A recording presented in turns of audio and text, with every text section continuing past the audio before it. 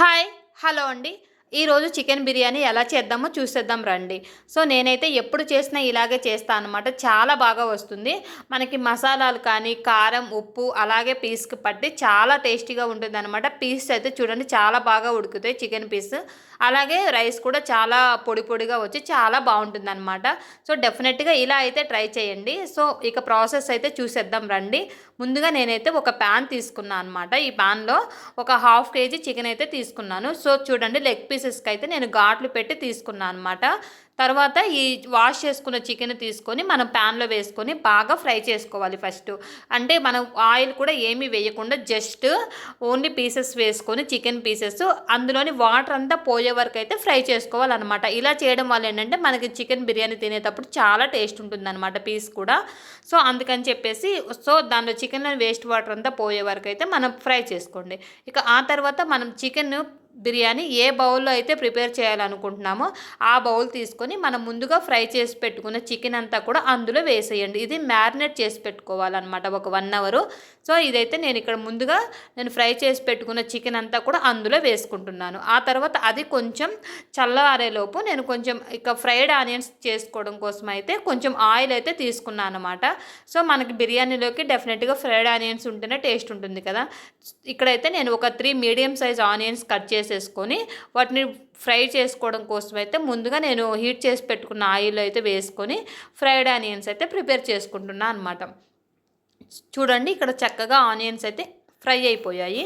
Fry అయిన తర్వాత వీటన్నిటిని ఒక ప్లేట్‌లో తీసేసుకొని పక్కన పెట్టేసుకోండి. సో, ఇక వీటన్నిటిని పక్కన పెట్టుకున్న తర్వాత మనకి ఇక మిగిలిపోతుంది కదా! ఆయిల్ ఇంకా ఉంటుంది కదా!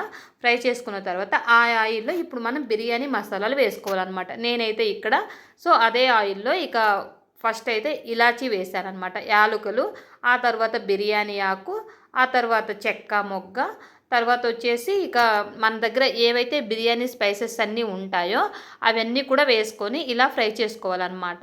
ఇలా ఫ్రై చేసుకోవడం వల్ల ఏంటంటే మనకి మసాలాలన్నీ ఆయిల్‌లో ఫ్రై అవ్వడం వల్ల స్పైసెస్ బావుంటుందనమాట. అవన్నీ కూడా మనకి బిర్యానీకి చాలా చక్కగా పట్టి టేస్ట్ వస్తుంది. సో, చూడండి మన దగ్గర ఏవైతే స్పైసెస్ ఉన్నాయో అవన్నీ వేసుకోండి. ఇప్పుడైతే చికెను కొంచెం కూల్ అయింది కదా! ఆ తర్వాత ఒక మ్యారినేట్ చేసి పెట్టుకుందాము. సో, ఇది చూడండి మనకు చికెన్ మ్యారినేట్ కోసం అయితే నేనిక్కడ ఒక 2 టేబుల్ స్పూన్స్ అయితే కారం వేసుకుంటున్నానండి. చూడండి ఇది కొంచెం ఎక్కువ స్పైస్ ఉన్న కారం అనమాట. మంటగా ఉంటుంది. మనకు కారం అడ్జస్ట్‌మెంట్‌ని బట్టి వేసుకోండి. నేనైతే ఒక 2 టేబుల్ స్పూన్స్ అయితే వేసుకున్నాను. హాఫ్ కేజీ చికెన్‌కి ఇది పర్ఫెక్ట్‌గా సరిపోతుంది. ఆ తర్వాత ఒక 1 టేబుల్ స్పూన్ ధనియాల పౌడర్, అలాగే ఒక టేబుల్ స్పూన్ అయితే జీరా పౌడర్, తర్వాత అయితే ఒక టేబుల్ స్పూన్ అయితే గరం మసాలా వేసుకున్నాను. సో, తర్వాత మనకి బాగా ఉప్పు కూడా వేసుకోండి. ఒక 2 టేబుల్ స్పూన్స్ అయితే మనకి సరిపోతుంది కరెక్ట్‌గా. తర్వాత కొంచెం కొత్తిమీర కూడా వేసేసుకోండి. ఉంటే పుదీనా కూడా వేసుకోండి. తర్వాత నేను ఒక 2 టేబుల్ స్పూన్స్ అయితే అల్లం వెల్లుల్లి పేస్ట్ అనమాట. అల్లం వెల్లుల్లి పేస్ట్ ఫ్రెష్‌గా దంచుకుంటేనే బిర్యానీ టేస్ట్ అయితే ఉంటుంది. సో, ఇక ఆ తర్వాత అయితే నేను కొంచెం పెరుగు ఒక 3 టేబుల్ స్పూన్స్ అయితే పెరుగు తీసుకున్నాను. బాగా చిలికి తీసుకోండి పెరుగు. సో, బిర్యానీలో పెరుగు టేస్ట్ బావుంటుంది. సో, ఇవైతే మనం ముందుగా ఫ్రై చేసి పెట్టుకున్నాం కదా! ఫ్రైడ్ ఆనియన్స్ అవి కొంచెం అయితే పక్కన పెట్టేసుకొని హాఫ్ అయితే ఇందులో వేసేసుకోండి. సో, తర్వాత అయితే మనం ముందుగా స్పైసెస్ అన్నీ ఫ్రై చేసి పెట్టుకున్నాం కదా! ఆ ఆయిల్ కూడా ఇందులో వేసేసుకోండి. ఆయిల్ వేసి మనం మ్యారినేట్ చేసి పెట్టుకోవడం వల్ల ఏంటంటే చికెన్‌కి బాగా పడుతుందనమాట. బాగా టేస్ట్ వస్తుంది. సో, తర్వాత దీన్ని ఫస్ట్ స్పూన్‌తో అలా కలిపి తర్వాత చేత్తోటి చక్కగా మనకి మసాలాలన్నీ చికెన్‌కి తగిలేలా బాగా మనము ఫ్రై చేసి పెట్టేసుకోండి. బాగా కలిపి పెట్టేసుకోండనమాట చికెన్. తర్వాత మూత పెట్టి ఒక 1 అవర్ అయితే పక్కన పెట్టేసుకోండి. ఇక ఆ తర్వాత అయితే మనం ఇక్కడ రైస్ అనమాట. నేను హాఫ్ కేజీ చికెన్ తీసుకుంటే, హాఫ్ కేజీ కంటే తక్కువ రైస్ తీసుకున్నాను. అప్పుడే మనకి బావుంటుందనమాట టేస్ట్ అనేది. సో, ఒక 1 అవర్ ముందైతే రైస్ నానబెట్టేసుకోండి. నానబెట్టి వాటర్ తీసుకొని వాటర్‌లో ఉడికించుకోవాలనమాట. తర్వాతొచ్చి నేను కొన్ని పచ్చిమిర్చి కూడా వేసుకున్నాను. ఒక 3 పచ్చిమిర్చి. తర్వాత రైస్ ఉడకబెట్టుకోవడం కోసం అయితే స్టవ్ మీద పెట్టేసుకోండి రైస్. సో, చూడండి రైస్ అయితే మనం ఉడికిపోతుంది కదా!